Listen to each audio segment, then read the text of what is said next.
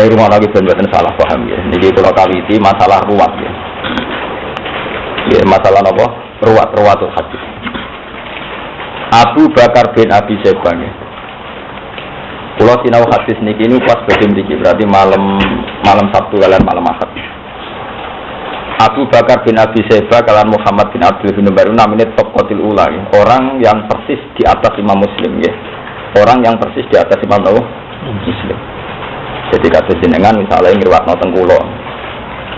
Terus setelah Taqatil Ula itu ada Muhammad bin Bishr, generasi kedua. Generasi ketiga ada Abu Hayyan, generasi keempat ada Abi Zur'ah, generasi kelima Abi Sinten Hurairah. Terus generasi keenam Rasulullah sallallahu alaihi wasallam. Jadi kitab yang diyakini umat Islam seluruh dunia yang sahih setelah Quran adalah Bukhari dan Muslim. Dan rata-rata Bukhari Muslim sampai Nabi itu lewat orang 5. Lewat orang pinten? 5. Kan ke-6 sudah Rasulullah kan berarti lewat pinten? Teng mriki dalam kurung niku ana nggih niki ilmu tenan sing nyafaati kita sampai kiamat nggih. Sing dalam kurung diterangkan wattafaqo fi siyaqil hadis illa ma yazidu ahaduhuma minal harfi badal harfi. Dua guru saya ini sepakat dalam banyak hal, dalam banyak urutan hadis nih. Metodologi atau formatnya hadis. Kecuali hanya 1-2 dalam satu huruf. Sak huruf betul sak kalimat, sak napa? Huruf. Jadi mungkin masalah syafaat kalau terangkan ya, enggak sepakat begini. Ini kalau terang masalah rawi. Kalau ini akhir-akhir ini sering diskusi kalian banyak pihak, gitu, termasuk sama seorang profesor sama kiai-kiai alim. Orang-orang Islam sekarang itu mengalami keangkuhan yang luar biasa. Muka-muka orang marai lanat, gitu, jelas mengalami keangkuhan yang luar biasa. Jadi muka-muka gak marai apa? Tapi ini serius, masalah serius. Sebetulnya kita mendapatkan tauhid yang kayak sekarang ini, mendapatkan cara pandang tentang Muhammad secara benar, secara proporsional bahwa beliau hanya seorang nabi, manusia, tersentuh, nekah, mengumpuli perempuan, juga dagang, juga makan, juga minum, juga mati. Itu barokahnya para rawi, para periwayat hadis yang jujur, yang objektif. Mereka tidak orang klenik, tidak orang dukun, tidak provokator, tidak orang yang penuh halusinasi, paham ya? Dan sekarang kajian-kajian di Barat itu mengarah ke sana. Betapa keunggulan Islam yang berupa Quran dan Bukhari Muslim ya, itu karena orisinil, yaitu didapatkan dari rawi-rawi yang akurat dan jelas. Namanya disebut, periodenya apa? Disebut. Niki kalau cerita rada sensitif. Maksudnya Gus Bas budi mengatakan maksudnya ini akibatnya fatal. Itu beda dengan penulisan Injil. Orang yakin kalau Nabi Isa itu sekarang sudah 2006, 2010, 2009. Berarti sekarang dari miladiyah niku ben 2000 gitu. Sama tahun. Injil tertua itu di Inggris di mana-mana itu yang diyakini tertua itu masih tertanggal tahun 400. Berarti 400 tahun setelah Yesus Kristus, setelah Nabi Nabi. Sehingga tingkat originalnya itu diragukan. Apalagi Injil yang ada sudah bahasa Yunani, kemudian diterjemahkan ke seluruh bahasa dunia. Sementara yang diyakini orang Kristen, Injil harusnya berbahasa Ibrani. Karena Nabi Isa ya seputar Bethlehem, Basilika, kawasannya situ Bethesda, punya kawasan-kawasan Gunung Sion, situ kawasan-kawasan. Ya kawasan situ lah, yang jelas Ibrani, ya. Tidak, kenapa saya cerita keangkuhan? Sa'alim-alime kiai sekarang, umpama sing ngaji Umul Barohin, ngaji kitab tauhid, sak dokter orang sekarang, misalnya dokter ideologi Islam atau akidah Islam. Itu kita bisa berpikir tauhid secara cermat karena tidak pernah salah mendudukkan makhluk yang bernama Muhammad ini sebagai sentral Islam.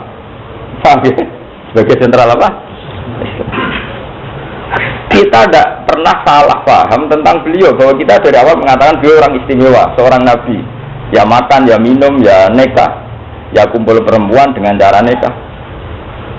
Sehingga saat kita meyakini Allah adalah zat yang tunggal yang harus disembah dan hanya Allah yang hanya disembah, itu tidak pernah ada kejanggalan karena dari awal Muhammad posisinya ada jadi rival. lewat rawi-rawi yang orisinal. Coba bayangkan adegan kita ngalami kayak peristiwa Isa. Peristiwa apa? Isa. Ada Nasuriyah, Yakubiyah yang dalam bahasa Yunani jadi Yakobus, Nasuriyah, terus ada macam-macam. Termasuk ada salah paham saat Judas memproklamirkan diri sebagai pengganti Isa dan sebagainya. Nah sekarang ilmu riwayat itu sudah mati.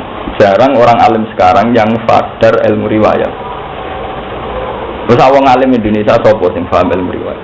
Mau membaca hadis Bukhari Muslim, nak baca rawi ini malah cepat. Apalagi banyak bodoh salaf yang mari bodoh. Orang seneng ngaji Bukhari Muslim, ngaji Mukhtasar langsung kala Rasulullah. Iku saya sisi bodoh, paham. Bodoh tapi udah seneng, banyak zaman akhir wong bodoh, jadi sisi bodoh ya jadi seneng. Mergo wong bodoh mesti senenge wong napa? Padahal rawi ini penting untuk menjaga keorisinalan, original itu. Kenapa saya baca sampai setengah menangis? Karena itu tadi kita ini utang jasa sama rawi-rawi. Pondok Sarang termasuk pondok salaf terhebat termasuk di Jawa. Itu pertama yang punya tradisi ngapalkan hadis itu era saya. Dulu saya dualia itu pertama yang mentradisikan ngapalkan hadis itu era saya. Dia dan saya memang yang memulai. Karena saya punya hitung-hitungan itu tadi. Ini kalau ceritakan. Tapi nanti kalau orang-orang alim kayak saya itu mati, itu Islam akan dikuasai wong klenik. Dan itu bahaya. Karena yang paling mudah menguasai Islam itu wong klenik. Mergo jaduk, dahsyat, hebat, hibah. Sementara wong fikih drengki haram. Jadi gak menarik, wong fikih gak menarik. Wong klenik ora tau muni haram, wiridane muandi cok. Sawong iso maca bujeromi anak kon ngumpulno wong kok Ustaz Haryono mbuh menang ndi. Wong nek jual ku nambani jarak dekat, jarak jauh iso kabeh. Sementara wong fikih nek ana wong lara ora siap. Senenge muni haram daripada nambani ada muni napa? Haram. Kadang malah nuduh mesti kafar itu sampe dhisik-dhisik mulane lara lo. Sementara topik ora usah monis, jumpa jam plus mari ora piye ora menarik. Nah, artinya saat si tabib ini kemudian memfatwakan satu hukum bagi orang awam tentu lebih menarik ini karena dianggap lebih punya otoritas mengklaim dekat Allah timbang sumuni haram halal ngobos terus. Lalu kalau nak sinau hadis rata-rata setengah 4 pagi. Jadi kalau nak tangi jam setengah 4. Wong kalau ulama jadi yang ketangi yo terus niku ge kopi. Ini jujur yo. Ora mboten ada hadis jarang. Padahal ge kopi wudu terus sinau. Mungkin ampun badhe subuh ini lebih salat 2 rakaat cepet. Mula istighfar rapati mandi. Tapi sinau kalau mesti kalau sinau biasanya kalau sinau Bukhari Muslim jam setengah 4. Ndak ini kalau cerita. Andai kan dari awal itu riwayat kita tentang sosok yang bernama Muhammad itu salah, maka kita akan mengalami kayak tragedi Kristiani, di mana memposisikan Isa sampai kayak Tuhan atau anak Tuhan atau Roh Kudus atau apa saja, sehingga kita punya kemelesetan atau kefatalan tahu. Tapi gara-gara para rawi sing objektif, meskipun kita tidak siap kadang, tapi Nabi Muhammad itu selamat dari manusia. Riwayat Nabi Muhammad itu sing bener, ana masalah basariah. Ono santri khusuk zaman era sahabat. Nak poso mau ngambung bojone. Sanggung khusuk poso-poso kok ngambung cek ra kuwate ngem. Udah mau be Aisyah. Riwayate cara santri ra siap, cara santri khusuk ra siap. Kok balani Rasulullah wa ana napa? Sok khusuk ra gelem ngambung bojo. Aku diambung Nabi jelas Nabi pasti pas poso. Kok balani Rasulullah wa ana napa? Sok. Cara santri itu agak siap. Ngomongin riwayat Nabi ini urusan bunga-bungan. Wong riwayat kiaimu bunga-bungan ora pantes iku Nabi. Di riwayat kok balane Rasulullah wa ana. Tapi kamu harus ingat edisi Nabi Muhammad adalah edisi setelah kecelakaan tauhid, di mana Isa terlalu khusyuk malah diposesikno kaya pangeran atau anake pangeran. Artinya basariah ini menolong sekali sebagai fondasi tauhid. Nah saya ini orang kiai jatuh rahasia. Aku lo siap. Kulo nu mau ora kadung ngalim lu jatuh siap. Mari aku jatuh sing mulang liyane rawan pisan. Mana jadi kulo terpaksa gak jatuh. Tapi terpaksa, lho. Sajane secara tauhid aman jatuh. Paham? Jadi rasa jatuh rasa mulya alhamdulillah. Artinya selamat sampean berarti. Paham? Orang usah jatuh kok selamat mulya alhamdulillah. Bagus itu cara tauhid apa? Bagus. Jiwa ramulya cara tauhid apa? Bagus, positif. Orang-orang yang banyak kasus, banyak tragedi, banyak masalah itu bagus. Secara tauhid apa? Bagus. Banyak riwayat-riwayat yang begitu. Bahkan saat banyak sahabat karena ingin akhiratnya selamat, kemudian puasa, kemudian wisol, poso terus. Nabi cara ngandani itu lucu. Inilah atqakum lillah wa akhsyakum lillah wa a'lamakum billah ghaira anni asumu wa uftir wa atazawajun nisa. Aku wong paling roh pangeran, paling takwa. Ewa semono ya kawin. Malah contohnya ghaira anni ya asumu wa uftir wa atazawajun. Aku ya gelem kawin. Ternyata guyonan-guyonan Nabi tentang basyariah itu luar biasa punya dampak tauhid. Akhirnya Nabi wafat dan saat itu happy endingnya Nabi hanya diyakini manusia sempurna, insan kamil. Allah tetap di atas. Posisi Muhammad gak pernah jadi rivalitas ketuhanannya Allah Subhanahu wa ta'ala. Nah dari sini saja, ya, dari basyariahnya Nabi begini saja masih akan ada kecelakaan. Yaitu pas Nabi Muhammad kabundut teng kamare Aisyah fi hujratin apa? Aisyah. Wanta sarul khobar. Berita buahnya, ternyata yang datang pertama itu para sahabat yang di Sufah. Delala pas itu Abu Bakar ada di situ.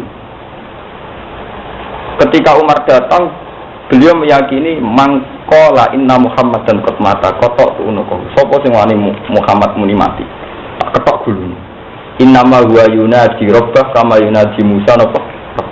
Saiki kanjeng Nabi Muhammad lagi munajat mbek pangeran kaya zaman Nabi Musa munajat ning turi napa? Sina. Terus sesaat itu Abu Bakar teko. Abu Bakar rawuh badhe ngambung napa niku wajah Nabi. Ya Rasulullah tipta hayyan wa maita ya. Tipta napa? Hayyan. Betapa indahnya wajah engkau saat hidup maupun saat napa? Meninggal. Tipta hayyan wa maita. Fa inna Allaha akramu min ayu azibaka marroten. Alhasil setelah dari kamarnya Isa Abu Bakar terus pidato. Ini maksudnya kalau cerita pentingnya ini dan ini diriwayatkan oleh Bukhari Muslim. Pidatonya Abu Bakar itu ya Yuhanna. Mangka na'budu Muhammadan fa inna Muhammadan qad mata. Wa man kana ya'budu wa fa inna wa hayyun la yamut. Hei manusa kabeh, kowe nak nyembah Muhammad iki lho Muhammad saiki mati. Dia nak nyembah Allah, inna wa hayyun. Terus kan fatala wa ma Muhammadun illa rasul qad khalas min qablihi rusul. Apa imma ta'au qutilang? Sekarang saya nih, setelah sering belajar hadis, ternyata basyariahnya Nabi itu sebagai energi tauhid. Basyariahnya Nabi baik itu masalah ahkam fikih kayak qabbalani Rasulullah wa huwa sahih. Masalah fitrah manusia kayak kebutuhan biologis Nabi juga menikah. Masalah keluarga Nabi ya sering dineng bojone. Paham ya? Ya keliru-keliru carane mimpin nganti do tukaran. Tapi itu menjadi seni basyariah yang justru menopang energi tauhid karena dengan Nabi ini secara basyariah umumnya basyariah sehingga beliau tidak pernah berposisi kayak Isa terlalu sempurna. Akhirnya meleset, melesat dianggap pengek. Nah repotnya umat Islam karena keangkuhannya sekarang itu banyak yang begitu. Cara meyakini wali idolanya atau tokoh idolanya. Soalnya wong kene meyakini misalnya Ben Rukin wis tuwek so tak watuk bumi yang Wonosobo ya Rukin. Sekali mati mbah bumi. Rukin mati ra apa-apa blas. Tapi itu berlebihan ngormati Rukin nganti darani patoke napa? Bumi. Tapi itu di kita kan sering begitu. Kalau sudah mengidolakan orang, pokoknya patok bumi karek mbah iki. Nah, Israel itu bumi ra karu-karu. Malah nek ono malah ra karu-karu. Mergo ge problem tauhid, ge problem apa?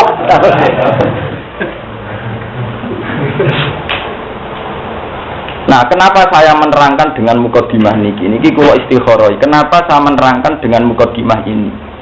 Pada akhirnya kita tahu fi faslil qada bahwa teori saya ini benar dan saya sampai ketemu Allah nggih ngeten iki. Bahwa saya yakin benar sampai ketemu Allah nggih kula pendapat ngeten iki. Kenapa saya beri mukadimah demikian? Ketok nak teori kula benar sama dengan teorinya ulama-ulama yang jujur. Itu bahwa pada faslil qada nanti ternyata Adam itu tidak siapa-siapa. Nuh ya tidak siapa-siapa. Gampangane cara Jawa jepiten kabeh. Orang yang kita idolakan, kita sakralkan, njepi ping kabeh, ngadepi Allah njepi ping kabeh.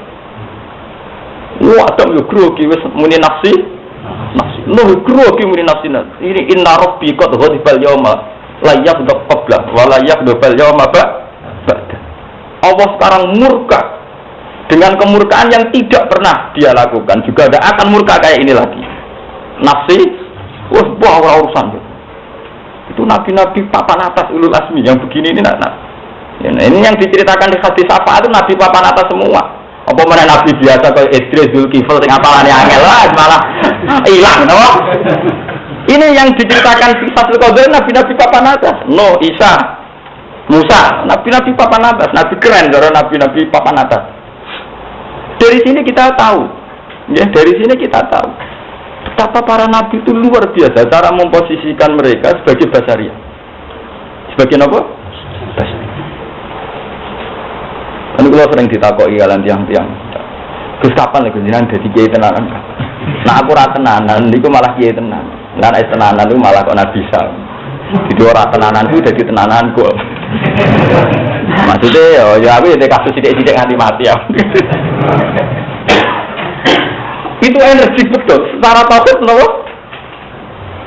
Energi. Kulo nu rasane disanjung dipuja sehingga saya dalam hal ini jujur. Ini kemauan tidak siap, karena untuk menjaga energi apa? Memang kita punya mitos tentang pengetahuan ning ilmu ya, misalnya tentang ada wali abdal, wali atop, wali autad, ya rijal, ya abdal, ya autad. Itu kita punya mitos pengetahuan itu. Tapi maksudnya dulu itu tidak begitu, yang tidak kayak sekarang, yang ekstrim tanpa rawi, tanpa apa. Sarorai sampean tentang wali aktab, wali abdal, rokulo. Sampean paling kerungu-kerungu pas manakiban. Artinya kerungu-kerungu tok ruhe ra tau sambung, paham nggih? Dari gue seling mangan piak pite, malah hijab tok. Napa? Hijab, napa? Hijab. Sebetulnya ada begitu maksudnya. Karena kalau maksudnya begitu akan melukai apa? Tauhid. Harusnya kalau kita mengidolakan Syekh Abdul Qadir juga mengidolakan cara beliau muamalah mbek pangeran, cara beliau ibadah mbek pangeran. Misalnya kalau beliau kalau malam itu baca apa? Ya Rabbu, ya Syahid, ya apa, ya Khaliq, ya apa, terus tis'atu alfaz. Setiap wali itu punya pilihan Asmaul Husna. Kalau Syekh Abdul Qadir itu milih 9, tis'atu napa? Alfaz. Kalau saya biasanya kalau orang Quran milih 2. Biasanya ya Hayyu ya Qayyum. Apa sampean milih cara kapitalistik, ya Rozak. Nah itu ya Rozak, ya Wahab. Saya milih cara apa? Kapitalistik. Orang-orang yang tanpa mental ikhlas itu biasanya wiridan wis transaksional, cek napa? Misalnya ya Wahab napa? Pak, mulai kurang ajar, pengiran tidak bisnis itu tidak napa? Tidak ada yang duwe kasihan tingkah, ngajak proposal yang pengen. Paham? Padahal dari wiridan para wali ini kelihatan sekali bahwa beliau ini memposisikan diri hanya miskola dzarrah. Mau koyok sak wiji sawi, atau koyok sak semut ireng, sanging cili.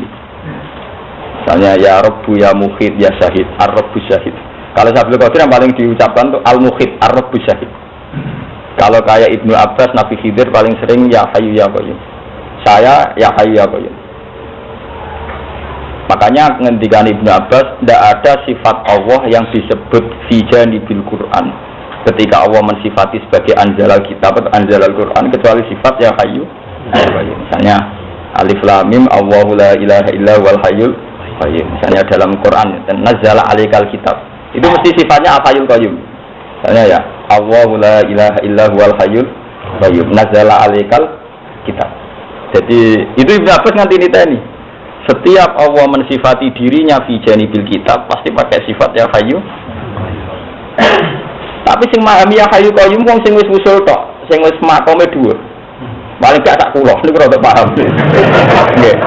Lho kadang Quran ning juz 19 surat Furqan nyifati Allah lucu, sederhana banget. Wa tawakkal 'alal hayyil ladzi la yamut. Wa tawakkal 'alal hayyil ladzi mbok tawakal zat sing urip sing ora mati. Wis kowe nak urip uga. Tapi orang yang sudah usul, yang sudah tahu bahwa dunia ini mataul ghurur, ngerti nak dunia ora penting, sadar betul pentingnya sifat ya hayyu napa?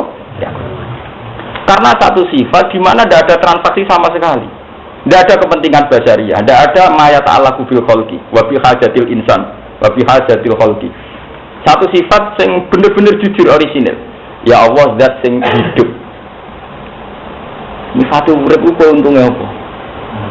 Nanyai Fatia Rozak sing akeh rezekine farzukna. Apa muni ya Rahman apa meneh wiridane ya Latif ultuf tidak. Itu semua komersial, paham ya? Ya Latifan bititib ultuf tidak. Semua transaksional. Napa? Transaksional. Satu kontrak dengan Allah. Nak jenengan ya Latif ya ultuf dina. Nah jenengan ya Rahman ya wow ya Rahman Rahman ya Khairur Rahimin irham. Ya memang tidak apa-apa. Ini sifat-sifat awam. Artinya sifat-sifat sing orang awam tuh seneng. Ya Khairur Rahimin irhamna ya Latif ultuf. Dan itu memang baik di bangku juk klenik, juk danyang ya apik iku. Tapi ada unsur naifnya di mana nyifati Allah berdasar transaksi. Ada naifnya. Itu beda dengan kamu nyifati Allah yang tanpa ada unsur kapitalistiknya, nggak ada unsur materialistiknya. Misalnya nyifati Allah, ya Hayyu, ya Qayyum. Wa tawakkal 'alal hayyil ladzi la. Ya Allah zat sing urip, sing boten mati. Dari gaya mensifati Allah ini kelihatan, ya Allah zat sing urip sing ora mati. Orang itu kemudian sadar akan kerentaannya. Gusti kula mletene ngeten nggih sok ben mati tuwek rentan. Makhluk sak menten kabeh sing ngaji kula sak dunya kabeh ora ono gunane kabeh. Sampeyan matek kabeh, mudhar kabeh, batang. Artinya apa? Dalam diri seorang wali ketika ngendikan ya Hayyu ya Qayyum itu penuh bimahamida, penuh dengan puji. Hanya engkau yang hidup. Gusti kula dilengkas mati, makhluk kabeh mati. Sing kula sik istighosah masal niki nggih mati kabeh. Baik aku sistem besar-besaran nggih mati kabeh. Tapi itu kada ada modal. Ya tapi nak murtad-murtad itu kata sing kenal kula, rata-rata mek kula hormati. Nek kula sing ngomong ora tersinggung, malah kata sing kanca kula. Tapi jadi murtad-murtad rata-rata nak urusan tauhid ngaji mek kula. Tapi nak tawari ini tetep ra siap, aja ngono ya sing apik namun. Sing apik wis dicocoki wong akeh terus. Lah aku lama sing apik wis bener cara kula, kan repot. Kena dititeni, itu betapa hebatnya Quran. Sehingga ahlul Quran itu akan nyaman hanya dengan wiridan Ismul Azam yang disifatkan Allah fi janibil Quran, kayak ya Hayyu ya. Kayak tadi wa tawakkal 'alal hayyil ladzi la. Kena dititeni. Umpama mlesete ya Hayyu ya Qayyum, pilihlah wiridan ya Dzal Jalali wal Ikram. Zat yang penuh keagungan. Orang meleset kabeh sing bolak-balik ya Wahab ya Latif. Bar. Untuk tidak lah ya Khairur Rahimin memang enggak apa-apa, tapi sebetulnya frekuensi ini harus lebih sedikit dibanding sing khas sifatnya Allah. Misalnya muni ya Latif ping 10, nah ya Hayyu ya Qayyum ping 100. Ya bandingane 1, piro. Ora kok ya Latif pirang-pirang ya Hayyu malah janggal. Untungnya apa aku muni sifat Allah ya Hayyu. Ini kecelakaan ya, napa-napa. Tapi memang tidak apa-apa, memang makomnya begitu mau apa? Kelasnya begitu. Tapi kita dilatih sama Rasulullah untuk milih sifat-sifat yang tidak transaksional. Coba sampean lihat sifat-sifatnya Allah yang kita dilatih Nabi Muhammad saat sholat. Misalnya saat sholat kita pas rukuk subhana rabbiyal azimi wa bihamdi. Zat sing agung lan sing maha layak dipuji. Mbok bareng itidal ya Rabbana lakal hamdu mil samawati wa milul. Mbok sujud ya subhana rabbiyal a'la. Lah saiki sapa sing ngajari produksi ya Latif ya Rahman ayo. Ajarane sapa? Itu udah ajaran yang sering diutarakan Nabi Muhammad.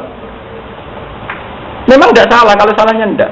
Tapi kita akan selalu terbiasa hubungan ibu Allah ora ikhlas. Nah ngono mbok terus-terusno terbiasa hubungan transaksi. Makanya itu kita baca terus, panjang tren wiridan kita begitu. Tapi frekuensinya dikurangi, paham ya? Coba ini volumenya apa? Dikurangi, ya. Porsinya apa?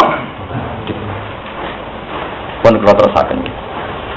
Dengan paham tauhid kayak tadi lewat riwayat yang sahihah, maka posisi para nabi ini kelihatan sekali. Ternyata beliau-beliau itu kecil sekali di hadapan Tuhan.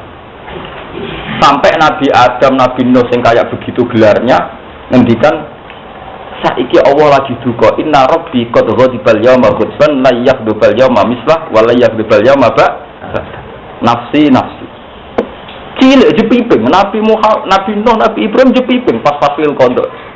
Sehingga ketika dimohon syafaat ngendikan nafsi. Lalu riwayat ini saja sudah kelihatan. Kenapa sekarang banyak orang yang seakan-akan memproklamirkan diri sebagai wong sing nyafaati ning gone dina fasil apa? Kena gak dijajah iki ning orang-orang bingung ora sing gandeng. Makan apa? Sing bingung wonten kula Pak, wah nggih jenenge bingung. Wong Nabi mawon saat ini dipimpin sedang dan di fasil apa? Malah kula nu syukur sekali dengan pemahaman ini.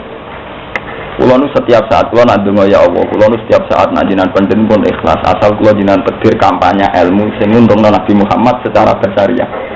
Ilmu itu ya aneh, tapi kulo yakin mari selamat. Mana ora sing penting napa salah. Ternyata yang menyelamatkan Nabi Muhammad itu justru riwayat-riwayat yang khas basariah. Termasuk riwayatnya Aisyah, qabbalani Rasulullah wa huwa napa? Nabi ngambung aku padahal beliau poso. Lho teng mriki biasa ami. Iki cerita syafaat, cerita paling sakral. Ana Sayyidun Nas itu di ngendikane Nabi pas mangan daging. Nabi ngendikan pas apa? Pas dia sampai pas napa? Dah. Pas kalian dahar mboten. Ah kita mboten sampai ngomong sakral wis jubahan menyaan ben tambah jos sakrale ben tambah apa? Mana ana dukun mandi karek desene. Sawangane rata watu omahe pinggir kali mlebune wangel. Ojek ra iso, mobil ra iso, mesti kesane mandi. Karena aura itu menolong, paham nggih? Aku pasti tenan ora, pokoke desene ngoten niku meyakinkan. Nah, saya sampean kiai mlidit ning arep ana BMW, pagere wapi. Pemana minggu pertama omah kita ana para bulan, anes ngobos, paham ya? Soalnya napa? Padahal isoe wali tenan. Mergo dekat Basaria, isoe ini wali tenan, mergo ngetokno bahasa. Ya isoe ora tenan kira tak keberatan. Ya keberatan ora tenan, maksudnya potensinya sama, potensinya apa? Oh terus kowe keberatan. Ayo cari wali tenan nggawa HP loro apa meneh gawe apa MP3 ya wong mesti ra ngarep yakin aku wali. Padahal iso wali.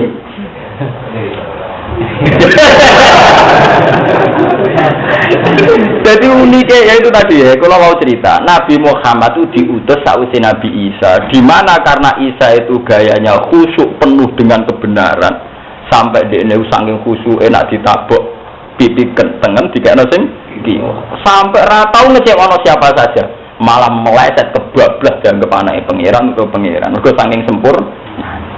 Nabi Muhammad trauma dengan itu, cara dakwah malah disifati al-arad al-basa. Termasuk teng riwayat niki. Wong ngendika tentang ana Sayyidun Nas kok pas sampai dahar napa? Sambil wedhus. Lho niki riwayat lho, niki mboten gawean kula. Pas sampai dahar. Kayak apa? Biar unsur basariannya kental, biar unsur apa? Basar. Kalau kadang diprotes, Gus jenengan ngaji kok malah jarang ketunan. Kowe nak ngajak bantah barang ora menang, nak ora kok tak jawab, Bang. Jadi sering dulu itu Nabi kalau ngendikan sakral, malah suasananya ada sakral. Yaitu tadi untuk menopang khasat bahasa basariah. Termasuk niki ngendikan Sayyidun Nas pas dahar napa? Karena sampean tak jamin roh sakit tok bacare wis kemenusan. Oh, kowe beden jobane kemenusan ora ora mandi. Kowe wis maca wae kemenusan. Apa menang uraan malah bar napa? Sampe malah napa? Bar. Jadi rasa tiru musim kowe tetep maca gak apa-apa. Wah, bar tenan. Iya. Kira keramat mulang ra sopan tutup sing ngaji. Cara keramat ya orang-orang tutup, maksudnya wis sambung. Bahasa rianya dia itu malah mendekatkan kepada Allah Subhanahu wa taala.